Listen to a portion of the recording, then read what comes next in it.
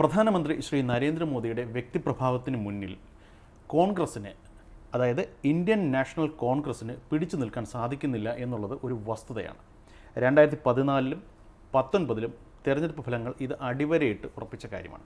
2024-ലേക്ക് വന്നു കഴിഞ്ഞാൽ BJPക്ക് ലേശം ഇടിവ് വന്നിട്ടുണ്ട് എങ്കിൽ പോലും അതിൻ്റെ പിന്നിൽ BJPക്ക് അകത്ത് തന്നെയുള്ള ചില ആഭ്യന്തര പ്രശ്നങ്ങളാണ് എന്നുള്ളതാണ് അതിൻ്റെ ഒരു വസ്തുത. പക്ഷേ എൻഡ് ഓഫ് ദി ഡേ BJPയുടെ തേരോട്ടത്തിന് ഒരു അവസാനവും വന്നിട്ടില്ല. BJPക്കോ അല്ലെങ്കിൽ പ്രധാനമന്ത്രി ശ്രീ നരേന്ദ്രമോദിക്കോ യാതൊരുവിധ ഡാമേജും വന്നിട്ടില്ല എന്ന് തന്നെ മനസ്സിലാക്കേണ്ടി വരും. ഇതിൽ കോൺഗ്രസ് പ്രവർത്തകർ കടുത്ത നിരാശയിലാണ്. ഇന്നല്ലെങ്കിൽ നാളെ നമ്മൾ അധികാരം തിരിച്ചു പിടിക്കും എന്നുള്ളതായിരുന്നു കോൺഗ്രസ്സുകാരുടെ പ്രതീക്ഷ. പക്ഷേ കഴിഞ്ഞ കുറേ നാളുകളായി അത് സാധിക്കുന്നില്ല. അവരാദ്യം പ്രതീക്ഷ അർപ്പിച്ചിരുന്നത് ശ്രീ രാഹുൽ ഗാന്ധിയിലായിരുന്നു. അദ്ദേഹം നിരവധി ആക്ഷേപങ്ങൾ നേരിട്ടു എന്നിരുന്നാൽ പോലും അദ്ദേഹത്തിന് കോൺഗ്രസിനെ ബഹുദൂരം മുന്നോട്ട് കൊണ്ടുപോകാൻ സാധിച്ചു. പക്ഷേ ഒരിക്കൽ പോലും വിജയത്തിലേക്ക് അദ്ദേഹത്തിന് പാർട്ടി കൊണ്ടെത്തിക്കാൻ പറ്റിയില്ല. പക്ഷേ അപ്പോഴും പ്രവർത്തകരുടെ, അതായത് കോൺഗ്രസ് പ്രവർത്തകരുടെ ആവേശം ചോർന്നു പോയിട്ടില്ല. കാരണം അവർക്കൊരു പ്ലാൻ ബി ഉണ്ടായിരുന്നു.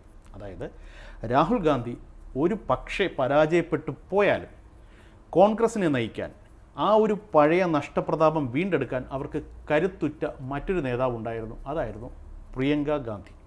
ശ്രീമതി പ്രിയങ്ക ഗാന്ധി അല്ലെങ്കിൽ പ്രിയങ്ക ഭദ്ര എന്ന് പറയുന്ന നേതാവ് കോൺഗ്രസിനെ ഇന്ദിരാഗാന്ധിയുടെ കാലത്തേക്ക് കൊണ്ടുപോകും എന്നതായിരുന്നു അവരുടെ പ്രതീക്ഷ.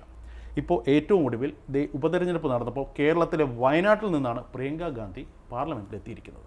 ഏറെ പ്രതീക്ഷയുണ്ടായിരുന്നു. വ്യക്തിപരമായി ആ ഒരു നേതാവ്, ഒരു ദേശീയ നേതാവ് എന്നുള്ള നിലയ്ക്കും ഒരു സ്ത്രീ എന്നുള്ള നിലയ്ക്കും പ്രിയങ്ക ഗാന്ധിയുടെ പ്രകടനം എന്തായിരിക്കും എന്നറിയാൻ അതിയായൊരു താല്പര്യവും കൗതുകമൊക്കെ എനിക്കും ഉണ്ടായിരുന്നു. പക്ഷേ ആദ്യ പാർലമെൻറ്റ് സെഷനിൽ തന്നെ അവരുടെ പ്രസംഗങ്ങൾ ഓരോന്നായി, അല്ലെങ്കിൽ അവരുടെ പ്രവർത്തനങ്ങൾ ഓരോന്നായി അനലൈസ് ചെയ്യുമ്പോൾ പ്രിയങ്ക ഗാന്ധി ഒരു തികഞ്ഞ പരാജയമാണ് എന്നാണ് നിലവിലെ സാഹചര്യത്തിൽ വിലയിരുത്തേണ്ടി വരുന്നത്. താങ്കൾക്ക് എന്ത് തോന്നുന്നു? പ്രിയങ്ക ഗാന്ധിയെ അല്ലെങ്കിൽ പ്രിയങ്ക വദ്രയെ കോൺഗ്രസ് ഉയർത്തി കാണിച്ചത് ഇന്ദിരാഗാന്ധി അല്ലെങ്കിൽ ആധുനിക ഇന്ദിരാഗാന്ധി എന്നുള്ള മട്ടിലാണ്. ഒരുപക്ഷെ അവർ ഉദ്ദേശിച്ചത് ആ മുടിയും മൂക്കും മുഖശായിയൊക്കെ ആയിരിക്കണം, അല്ലെങ്കിൽ ശബ്ദമായിരിക്കണം. പക്ഷേ അതുകൊണ്ട് മാത്രം പ്രിയങ്ക ഇന്ദിരയാവില്ല. അതാണ് അതിൻ്റെ അകത്തൊരു പ്രശ്നം വന്നിരിക്കുന്നത്. വലിയ പ്രതീക്ഷ കൊടുത്താണ് പ്രിയങ്ക ഇന്ദിരയായിട്ട് പാർലമെൻറ്റിൽ രംഗപ്രവേശനം ചെയ്തത്. പക്ഷേ ആ രംഗപ്രവേശനം നമ്മൾ ഉദ്ദേശിച്ച രീതിയിലുള്ള ഒരു ഇന്ദിരാ പ്രകടനമായില്ല എന്ന് മാത്രമല്ല, മായാവതിയുടെ ഒരു മുൻ MP ഈയിടെ കേരളത്തിൽ വന്നപ്പോൾ എന്നോട് ഞാൻ ഇങ്ങനെ സംസാരിച്ചപ്പോൾ, ഈ അടുത്ത ദിവസങ്ങളിലാണ് ഞാൻ ഈ കാര്യം സംസാരിച്ചപ്പോൾ അവർ പറഞ്ഞത് പ്രിയങ്ക ഒരു ഇന്ദിരയുടെ ഫാൻസി ഡ്രസ്സാണെന്നാണ്. ഇന്ദിരാഗാന്ധിയെ ഫാൻസി ഡ്രസ്സ് ചെയ്താൽ എങ്ങനെ ഇരിക്കും, ഇറക്കിയാൽ എങ്ങനെ ഇരിക്കും, അത് മാത്രമേ നിങ്ങൾക്ക് അതിൽ നിന്ന് പ്രതീക്ഷിക്കുക, വേറെ ഒന്നും പ്രതീക്ഷിക്കേണ്ട. ഒരു ഫാൻസി ഡ്രസ്സുകാരും റിയൽ ആവില്ല. നമ്മളിവിടെ മോഹൻലാലിൻ്റെ ശബ്ദവും മോഹൻലാലിൻ്റെ വേഷവും കിട്ടുന്നവരില്ലേ, മമ്മൂട്ടിയുടെ വേഷം കിട്ടുന്നവരില്ലേ, അതുപോലെ ഒരു ഫാൻസി ഡ്രസ്സാണ്. അല്ലെങ്കിൽ ഗാന്ധിജിയെ എത്ര പേര് ഇമിറ്റേറ്റ് ചെയ്യുന്നുണ്ട്, ആ വട്ടക്കണ്ണാടിയും വടിയും ഒക്കെ വെച്ചിട്ട്. പക്ഷെ അതുകൊണ്ട് ഗാന്ധിയാവോ? നമുക്ക് കാണുമ്പോൾ അങ്ങനെ തോന്നുന്നല്ലാതെ മറ്റൊന്നില്ല എന്ന് പറയുന്ന വിധത്തിലൊരു പെർഫോമൻസ് ആയിപ്പോയി എന്നുള്ളതാണ് പലരും പറഞ്ഞത്. അതിന് പ്രധാന കാരണം ഈ എഴുതി കൊടുക്കുന്നത് വായിക്കുന്ന ഒരു ശൈലി. ഇപ്പോൾ രാഹുൽ ഗാന്ധി പറഞ്ഞ് എന്നേക്കാൾ നന്നായിട്ട് എൻ്റെ അനിയത്തി പെർഫോം ചെയ്തു എന്ന് പറഞ്ഞു. അതിൽ ഒരു കാര്യമേ ഉള്ളൂ, എഴുതി കൊടുത്തത് ഭംഗിയായിട്ട് പറയാൻ ശ്രമിച്ചു. പക്ഷേ അവിടെ പോലും പലതും അബദ്ധങ്ങളായിപ്പോയി എന്നുള്ളതാണ്.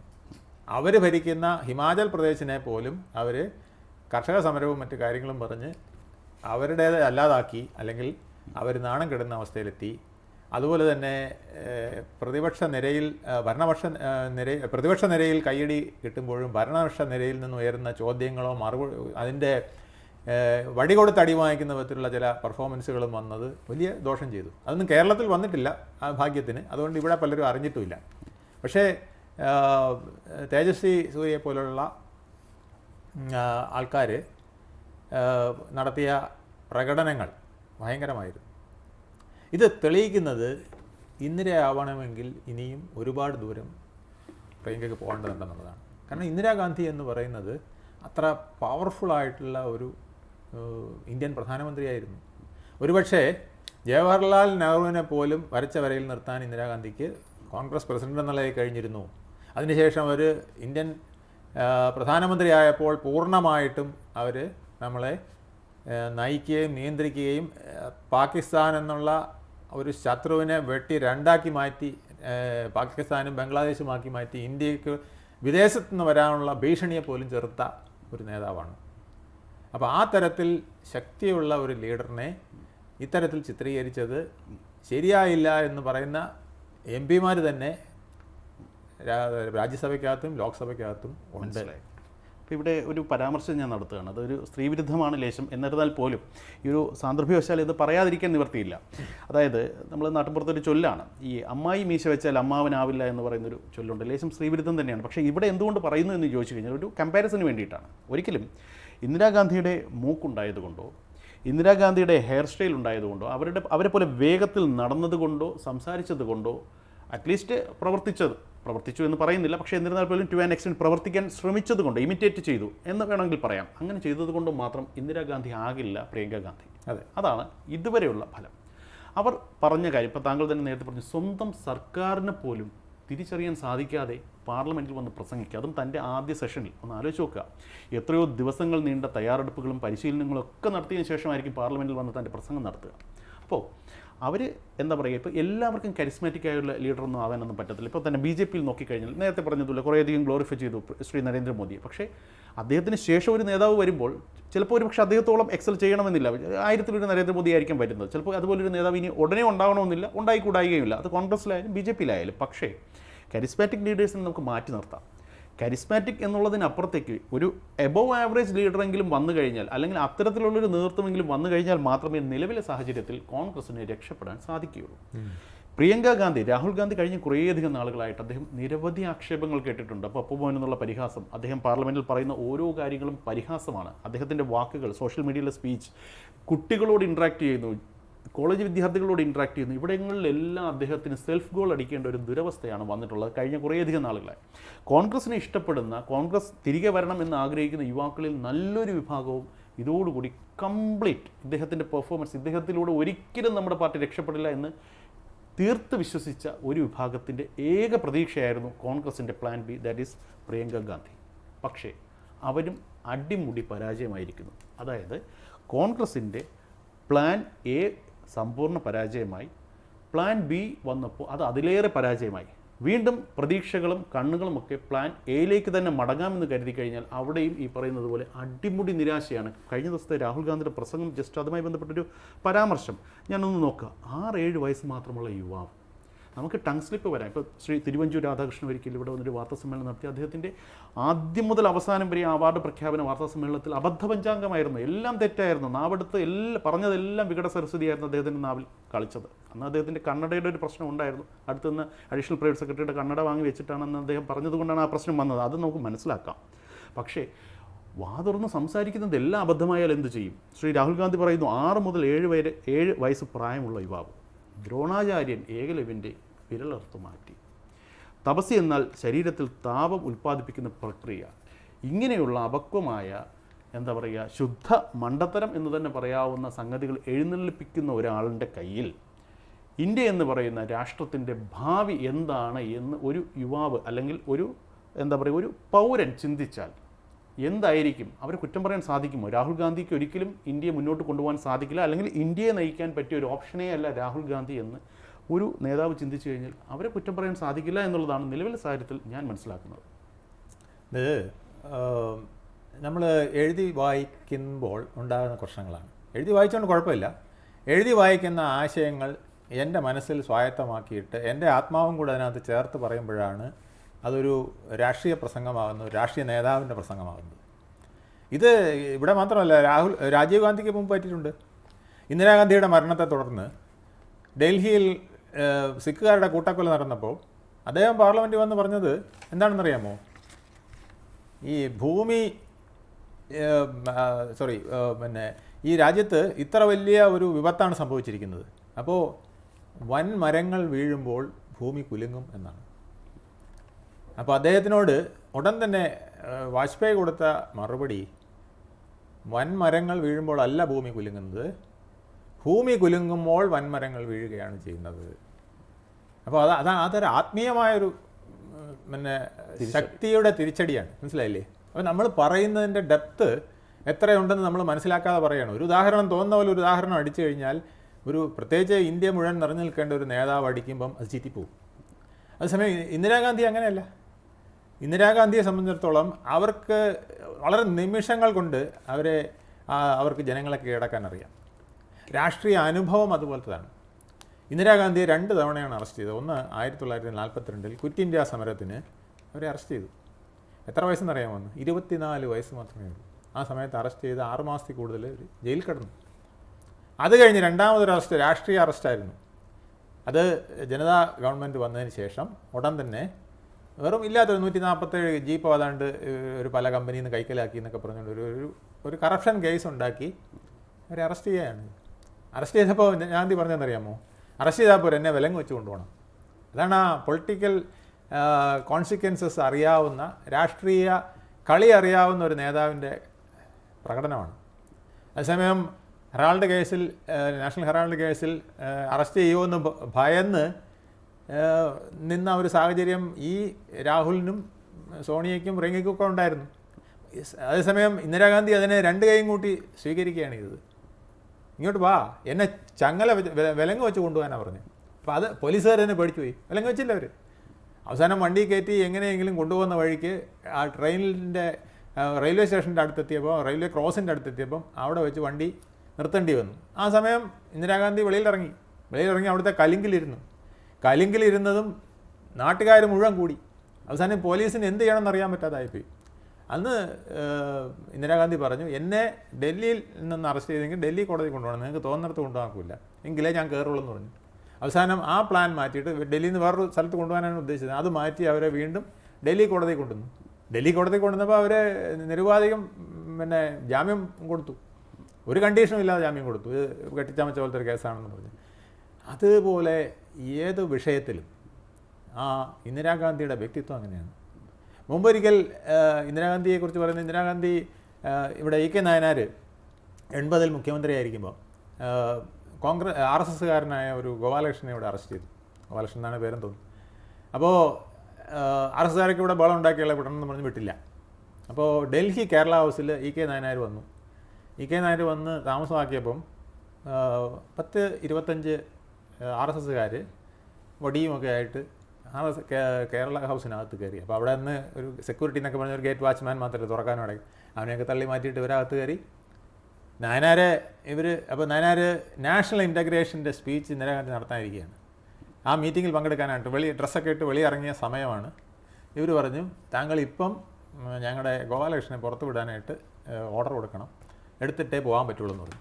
നായനാർ പറഞ്ഞു, പറ്റില്ല, ഇമ്പോസിബിൾ, എടുത്ത ഡിസിഷൻ എടുത്തതാണ്, നിങ്ങൾക്ക് ആകെ നിങ്ങളെ വിടില്ല എന്ന്. വേണ്ട, ഞാനിവിടെ നിന്നോളാം എന്ന് പറഞ്ഞിട്ട് ഇദ്ദേഹം മുന്നോട്ട് പോകാൻ പോയപ്പോൾ അവർ ദണ്ഡ കൊണ്ട് തള്ളി ഇദ്ദേഹത്തിനെ തിരിച്ച് മുറിക്കകത്ത് കയറ്റി വാതിലടച്ച് പൂട്ടി, വിട്ടില്ല.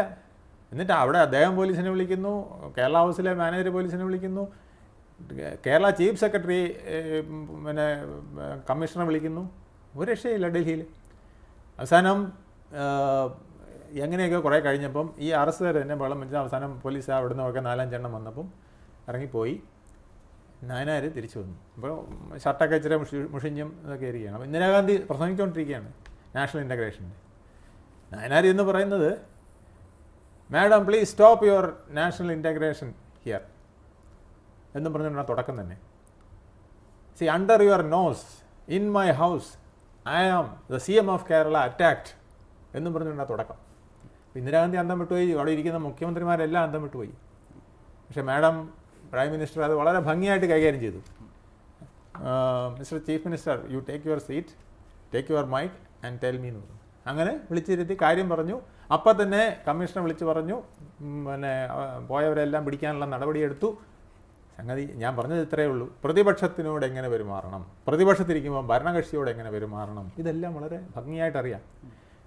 മോദി എന്ന് പറയുന്ന പരിണതപ്രജ്ഞനായ രാഷ്ട്രീയ നേതാവ്, അല്ലെങ്കിൽ 3 പ്രാവശ്യം ഇന്ത്യയുടെ പ്രധാനമന്ത്രിയായ ആൾ, 1000 വർഷത്തെ ചരിത്രം പറഞ്ഞുകൊണ്ടാണ് ഭരണഘടനയെക്കുറിച്ച് പറയുന്നത്.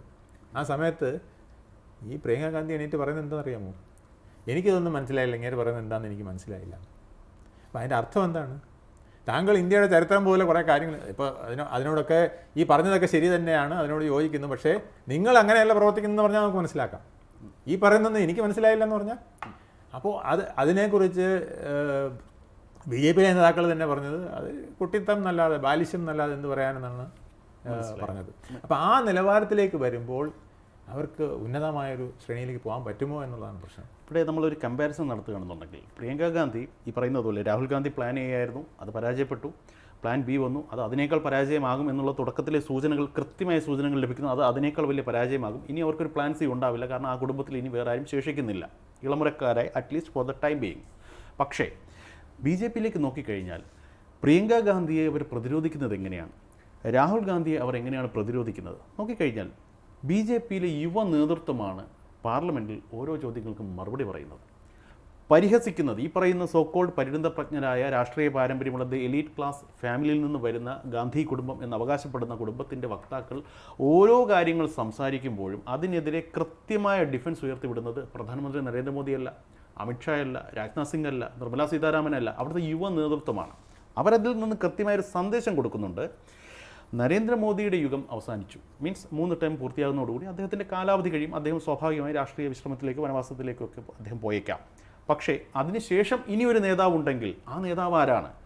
നരേന്ദ്രമോദിക്ക് ശേഷം ഒന്നല്ല, ഞങ്ങൾ ഒന്നിലധികം നേതാക്കന്മാരെയാണ് ഈ രാഷ്ട്രത്തിന് മുന്നിൽ സമർപ്പിക്കുന്നത് എന്നുള്ള കൃത്യമായ സന്ദേശമാണ് കൊടുക്കുന്നത്. അതായത് പ്രിയങ്ക ഗാന്ധി, ഇന്നലെ വന്ന പ്രിയങ്ക ഗാന്ധിയെ അവർക്ക് മനസ്സിലാകാത്ത 1000 വർഷത്തെ ചരിത്രം, അവർ പറയുന്ന വിഡ്ഢിത്തങ്ങൾ, അവർ പറയുന്ന ഭൂലോക മണ്ടത്തരങ്ങൾ ഓരോന്നോരോന്നായി അക്കമിട്ട് നിരത്തിക്കൊണ്ട് ബി ജെ പി പക്ഷത്തെ, ഞാൻ ആരുടെയും പക്ഷം ചേർന്ന് പറയുന്നതല്ല, സഭയിൽ കണ്ട കാര്യം പറയുകയാണ്, ഓരോ യുവ നേതാക്കന്മാർ പോലും ഇവരെ കൃത്യമായി ഡിഫെൻഡ് ചെയ്യുന്നു. അതിലൂടെ ബി ജെ പി കൃത്യമായൊരു സന്ദേശമാണ് കൊടുക്കുന്നത്. ഈ രാഷ്ട്രത്തിൻ്റെ ഭാവി ഈ 2 വ്യക്തികൾ കേന്ദ്രീകരിച്ച് മുന്നോട്ട് പോയാൽ എന്താകും എന്നുള്ളത് അവരുടെ വാക്കുകളിൽ തന്നെ വ്യക്തമാണ്. ബിക്കോസ് അവർക്ക് കൃത്യമായൊരു രാഷ്ട്രീയ ദിശാബോധമില്ല. ഇവർ ഈ പറയുന്ന സോക്കോൾഡ് മതേതരം ഭരണഘടന എന്ന നാഴിക്ക് 400 വട്ടം ആവർത്തിക്കുന്നു എന്നുണ്ടെങ്കിലും ഇവർക്ക് കൃത്യമായി ഇതിനെക്കുറിച്ചൊരു ധാരണയില്ല എന്നുള്ളത് അവരുടെ വാക്കുകൾ, എഴുതിക്കൊടുത്തത് നേരെ ചൊവ്വെ വായിക്കുന്നതിൽ പോലും പരാജയപ്പെടുന്നു എന്നുണ്ടെങ്കിൽ ദേ ആർ അട്ടർ ഫ്ലോപ്പ്. അത് അണ്ടർസ്റ്റുഡ് ആണ്. അപ്പോൾ അതേസമയം ഞങ്ങൾ എന്താണ് മുന്നോട്ട് വയ്ക്കുന്നത്? യുവാക്കളുടെ ഒരു പുതിയ നേതൃത്വ നിരയെ തന്നെ ഞങ്ങൾ മുന്നോട്ട് വയ്ക്കുന്നു. നമുക്കൊരു പ്ലാനുണ്ട്. ആ പ്ലാനിൻ്റെ അടിസ്ഥാനത്തിൽ അവർ മുന്നോട്ട് പോകുന്നതാണ് ഹരിയാനയിലും മഹാരാഷ്ട്രയിലും കണ്ടത്. വർഗീയതയും അതുപോലെ തന്നെ ബി ജെ പിക്ക് ഒരുപാട് ഷോർട്ട് ഫോൾസ് ഉണ്ട്, ഞാൻ ഇല്ലയെന്നൊന്നും പറയുന്നില്ല. ബി ജെ പി ഒരു ക്ലീൻ പശുവാണെന്നുള്ളൊരു അഭിപ്രായമൊന്നും എനിക്കില്ല. പക്ഷേ ബി ജെ പിയുടെ പരിമിതികളും പോരായ്മകളും ഒരു ഭാഗത്തുള്ളപ്പോൾ തന്നെ കോൺഗ്രസ് ഉയർത്തുന്ന എല്ലാവിധ, എന്താ പറയുക, നമ്മൾ തമാശയ്ക്ക് പറയും, ഓരോ അമ്പും നമ്മൾ മറ്റൊരു അമ്പ് കൊണ്ട് പ്രതിരോധിക്കുന്നു എന്ന് പറയുന്നത് പോലെ കോൺഗ്രസ് ഉയർത്തുന്ന ഓരോ വാദങ്ങളും ഏറ്റവും ഒടുവിൽ അവർ എന്താ പറയുക, ഒരു ബ്രഹ്മാസ്ത്രം എന്ന് പറയുന്ന EVM-നെതിരായിട്ടുള്ള ആക്ഷേപമാണ്. അത് കോടതിയിൽ ഇനി അങ്ങോട്ട് പോകാൻ പറ്റില്ല, വെറുതെ ബ്ലാ പറയാമെന്നുള്ളതല്ലാതെ ഒരു കോടതിയിൽ ഇനി ഒരു കേസ് കൊടുത്തിട്ട് ചെന്നിട്ട് കാര്യമില്ല. ബിക്കോസ് അതെല്ലാം പ്രൂവ് ചെയ്ത കാര്യമാണ്. ഇനി നിങ്ങൾ ഒരു ചലഞ്ച് തന്നെ കോടതി പ്രഖ്യാപിച്ചിട്ടുണ്ട്, അല്ലെങ്കിൽ ഇലക്ഷൻ കമ്മീഷൻ പ്രഖ്യാപിച്ചിട്ടുണ്ട്. ആർക്കും അത് ഇതുവരെ ചലഞ്ച് ചെയ്യാൻ സാധിച്ചിട്ടില്ല. ഈ സാഹചര്യത്തിൽ ഇവർക്ക് ഈ ബ്ലാ പറയുന്നതിനപ്പുറത്തേക്ക് കാര്യമായി ഒന്നും ചെയ്യാൻ സാധിക്കുന്നില്ല. അതേസമയം ഡിഫൻസിൻ്റെ പരകോടിയിൽ നിന്നുകൊണ്ട് BJP രാഷ്ട്രത്തിന് മുന്നിൽ നിന്ന് പറയുന്നു, ഞങ്ങളുടെ കയ്യിൽ ഈ രാഷ്ട്രത്തിൻ്റെ ഭാവി ഭദ്രമാണ്, ഞങ്ങൾ ഒന്നല്ല, നരേന്ദ്രമോദിക്ക് ശേഷം 1000 മോദിമാരെ മുന്നോട്ട് നിർത്താൻ ഞങ്ങൾക്ക് സാധിക്കുമെന്നുള്ള കൃത്യമായ മെസ്സേജ് അവർ പറഞ്ഞു വെക്കുമ്പോൾ ഇനി പ്രിയങ്ക ഗാന്ധിയുടെ ഭാവി എന്താകും എന്നുള്ളൊരു ആശങ്കയാണ് എൻ്റെ മനസ്സിൽ വരുന്നത്. പ്രിയങ്ക ഗാന്ധിയുടെ മാത്രമല്ല, കോൺഗ്രസ്സിന് മൊത്തത്തിൽ നോർത്ത് ഇന്ത്യയിൽ ഒരു പ്രശ്നം ഉടലെടുത്തിട്ട് കുറേ നാളായി. അത് പരിഹരിക്കാൻ അവർക്ക് കഴിഞ്ഞില്ലെങ്കിൽ അവർക്ക് നിലനിൽപ്പിൻ്റെ ഏറ്റവും വലിയ ഒരു ചോദ്യചിഹ്നമായി മാറാൻ പോവുകയാണ്. ഇപ്പോൾ ഇന്ത്യ മുന്നണിയിൽ തന്നെ അവർ പ്രതിസന്ധിയിലാണ്. ഇപ്പോൾ പ്രിയങ്ക ഗാന്ധി എന്തുകൊണ്ടാണ് വയനാട് വന്ന് മത്സരിച്ചത്? ഇന്ദിരാഗാന്ധി ആയിരുന്നെങ്കിൽ തീർച്ചയായിട്ടും അമേഠിയിൽ മത്സരിച്ച് ജയിക്കുമായിരുന്നു, അല്ലേ? അപ്പോൾ അവിടെ ഷുവറല്ല, ഉറപ്പില്ലാത്തതുകൊണ്ടാണ് ഇങ്ങനെ വന്നത്. ഇപ്പോൾ രാഹുൽ തന്നെ അവിടെ ജയിച്ചത്, റായ്ബറേലിയിൽ ജയിച്ചതിന് അഖിലേഷ് യാദവിൻ്റെ സപ്പോർട്ടും ഉള്ളത് കൊണ്ട് മാത്രമാണ്. അല്ലെങ്കിൽ കോൺഗ്രസ്സിന് ജയിക്കാൻ അവിടെ കഴിയില്ല. ഇത് BJPക്ക് നല്ലപോലെ അറിയാം. ഇത് അവിടെ നിന്ന് മാത്രമല്ല, പലയിടത്തും അങ്ങനെയാണ്. അപ്പോൾ ഇപ്പോൾ ഇന്ത്യ മുന്നണിയിലെ ഘടകകക്ഷികളെല്ലാം ചിന്തിക്കുന്നത്, നമ്മളെന്തിനാണ് ഇങ്ങനെ ഒരു സാധനത്തിനെ ഇങ്ങനെ പൊക്കിക്കൊണ്ട് വരികയും നമുക്ക് തന്നെ ഇതൊരു ഭാരമായിട്ട് നിൽക്കുകയും ചെയ്യുന്നത് എന്ന് ചോദ്യചിഹ്നം ഉയർത്തുന്ന ഒരു സ്റ്റേജിലേക്ക് വന്നിരിക്കുകയാണ്. അപ്പോൾ കോൺഗ്രസ്സിന് വെറും ഒരു ഷാഡോ നേതാവ് പോരാ, അല്ലെങ്കിൽ ഒരു ഫാൻസി ഡ്രസ് ലീഡർ പോരാ. അത് രാഹുലായാലും പ്രിയങ്കയായാലും ആ രീതിയിൽ പോയാൽ പോരാ, അവർക്ക് ബേസ് വേണം. ഇത് കോൺഗ്രസ് പഠിച്ചിട്ടില്ല ഇപ്പോഴും. ഇപ്പോൾ മറ്റ് രാഷ്ട്രീയ പാർട്ടികൾ, അഖിലേഷിന് പോലും അവിടെ ഒരു ബേസ് ഉണ്ട്. ആ ബേസിൽ നിന്നുകൊണ്ടാണ് അവർ കളിക്കുന്നത്.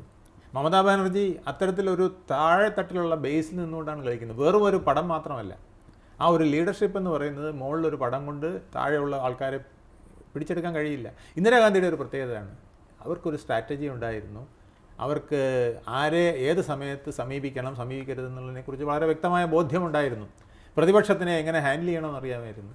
പ്രതിപക്ഷത്തിനെ എനിക്ക് തോന്നുന്നു നരേന്ദ്രമോദിയേക്കാൾ ഭംഗിയായിട്ട് വെട്ടിനിർത്തിയത്, എത്രയോ കൂടുതൽ വെട്ടിനിർത്തിയത് ഇന്ദിരാഗാന്ധിയാണ്. അതൊക്കെ അദ്ദേഹം ഈ സ്പീച്ചിൽ പറയുകയും ചെയ്തിട്ടുണ്ട്.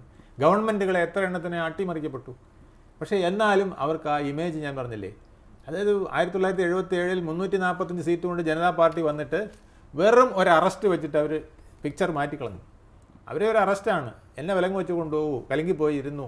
പിന്നീട് നടന്നത് മുഴുവൻ പ്രോ ഇന്ദിരയായി മാറി. ആ ഒരു ഇൻസിഡൻ്റ് ഉണ്ട്. ആ ഇൻസിഡൻറ്റുകളെ മാറ്റിമറിക്കാൻ, ഒരു സംഭവത്തിനെ വലുതായിട്ട് ജനങ്ങളുടെ ഇമേജിലേക്ക് കൊണ്ടുവരാൻ കഴിയുന്ന നേതാവാകാൻ പറ്റും. അല്ലാതെ എഴുതി വായിച്ചത് കൊണ്ടോ അതിൽ ഫ്ലുവൻസി ഉള്ളത് കൊണ്ടോ അതിൽ ഇന്ദിരാഗാന്ധിയുടെ ടോൺ ഉള്ളത് കൊണ്ടോ ഒരു നേതാവില്ല.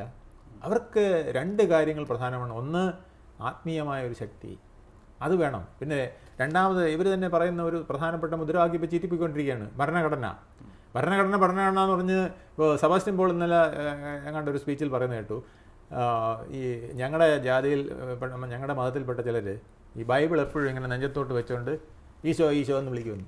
അവരെ കുറ്റം പറയല്ല, എങ്കിലും ഞാൻ പറയുകയാണെന്ന് പറഞ്ഞ് അദ്ദേഹം പറയുമായിരുന്നു. അതിലൊരു വെറും ഒരു പ്രകടനാത്മകത ഒളിഞ്ഞിരിക്കുമ്പോൾ അതിനൊരു അറപ്പ് തോന്നും. മനസ്സിലായില്ലേ? നിങ്ങൾക്ക് ബൈബിളിനോട് സ്നേഹം ഉണ്ടെങ്കിൽ ബൈബിൾ വീട്ടിൽ വെച്ചിട്ട് നിങ്ങളുടെ പ്രവൃത്തിയിലാണ് അത് കാണിക്കേണ്ടത്. ഭരണഘടനയോട് നിങ്ങൾക്ക് സ്നേഹം ഉണ്ടെങ്കിൽ ഇതെടുത്ത് തലയെ വെച്ചുകൊണ്ട് നടന്നിട്ടല്ല കാണിക്കേണ്ടത്. അപ്പോൾ അത് പ്രകടന, അത് വെറും ഒരു ഫാൻസി മറ്റേ നേരത്തെ പറഞ്ഞ പോലെ, മായാവതിയുടെ MP പറഞ്ഞ പോലെ, ഇത് ഫാൻസി ഡ്രസ്സുകളായി മാറുകയോ അല്ലെങ്കിൽ ഡ്രാമകളായി മാറുകയോ ചെയ്യുമ്പോൾ ജനങ്ങളിൽ അത് സ്പർശിക്കില്ല. ഇത് സ്പർശിക്കപ്പെടണമെങ്കിൽ ആത്മാവിൽ നിന്ന് വരണം. അവിടെയാണ് ഈ വാക്കുകൾ പറയുമ്പോഴും ആശയം പറയുമ്പോഴും ഒക്കെ ഉണ്ടാകുന്നത്. ഈ മതേതരത്വം വേറൊരാളിൻ്റെ അടുത്ത് പറഞ്ഞു. അതായത് ഞാൻ മഹാരാഷ്ട്രയിൽ കട്ടയ്ക്കല്ലേ എന്ന് ഒരാളോട് ചോദിച്ചു. അഗ്നി എന്ന് പറഞ്ഞൊരു സംഘടനയുണ്ട് അവിടെ, അതിൻ്റെ ഒരു വലിയ നേതാവാണ്. അദ്ദേഹത്തിനോട് ചോദിച്ചപ്പോൾ അദ്ദേഹം പറഞ്ഞെന്നറിയേ, ഇനി അതൊന്നും ഇവിടെ ഏക്കില്ല. ഇപ്പം മതേതരത്വം എന്ന് പറഞ്ഞാൽ ന്യൂനപക്ഷ വർഗീയതയാണെന്ന് ഇവിടെ ആളുകൾ സ്ഥിരീകരിച്ചിട്ടുണ്ട്. ദേശീയത എന്ന് പറയുമ്പോൾ ഹിന്ദു വർഗീയതയിൽ അധിഷ്ഠിതമാണെന്ന് പറയുന്നത് പോലെ തന്നെ മതേതരത്വം എന്ന് പറഞ്ഞാൽ അത് ന്യൂനപക്ഷ വർഗീയതയാണ്, വേറൊന്നുമില്ല. ഭരണഘടന എന്ന് പറഞ്ഞാൽ ഇത് തന്നെയാണ് എന്ന് തോന്നിക്കുന്ന വിധത്തിൽ ഇത് അടിച്ചടിച്ച് ഈ പുലി വരുന്നേ എന്ന് പറഞ്ഞ് പുലി വരും, പിന്നെ പുലി വന്നാൽ അറിയാത്ത മട്ടിലായിപ്പോയി. ഇതാണ് കോൺഗ്രസ് സ്ട്രാറ്റജിക്ക് പറ്റുന്ന ഒരു കുഴപ്പം നോർത്ത് ഇന്ത്യയിൽ. മനസ്സിലായി. അപ്പോൾ നമുക്ക് കൺക്ലൂഡ് ചെയ്യാം. താങ്കളുടെ വാക്കുകൾ തന്നെ കടം കൊണ്ട് പറയട്ടെ, കൃത്യമായൊരു സ്ട്രാറ്റജി ഇല്ല. കോൺഗ്രസ് നേരിടുന്ന പ്രതിസന്ധി, ആശയപരമായ പ്രതിസന്ധി ഒരു ഭാഗത്ത്, സ്ട്രാറ്റജി ഇല്ല എന്നുള്ളൊരു പ്രതിസന്ധി മറുഭാഗത്ത്. ഇതിനെല്ലാത്തിനും പുറമെ കരിസ്മാറ്റിക് ആയിട്ടുള്ളൊരു ലീഡർ ഇല്ല എന്നുള്ളതാണ് ഏറ്റവും വലിയ പ്രതിസന്ധി. അതുകൊണ്ട് തന്നെ ഇന്ത്യ മുന്നണിയിൽ നിന്ന് തന്നെ അവർ ഔട്ടാവുമോ എന്നുള്ളതാണ്. അതായത് കോൺഗ്രസ് തന്നെ നേതൃത്വം കൊടുത്ത് കോൺഗ്രസിൻ്റെ ആഭിമുഖ്യത്തിൽ കൊണ്ടുവന്ന ഒരു വിശാല മുന്നണി, ആ മുന്നണിയിൽ നിന്ന് കോൺഗ്രസ് തന്നെ പുറത്തേക്ക് പോകുമോ എന്നുള്ള തരത്തിലേക്കാണ് ഇപ്പോൾ ചർച്ചകൾ മുന്നോട്ട് പോകുന്നത്. പ്രിയങ്ക ഗാന്ധിയുടെ പെർഫോമൻസിൽ എത്രത്തോളം മാറ്റം എന്തെങ്കിലും ഉണ്ടാകുമോ എന്നുള്ളത് നോക്കാം. പെർഫോമൻസ് ഉണ്ടാകട്ടെ, മുന്നോട്ട് വരട്ടെ എന്ന് നമുക്ക് പ്രാർത്ഥിക്കാം, പ്രത്യാശിക്കാം. എന്താണ് വരും ദിവസങ്ങളിൽ സംഭവിക്കുന്നതെന്ന് നമുക്ക് നോക്കാം. അതിനുശേഷം ചർച്ചകളാണ്.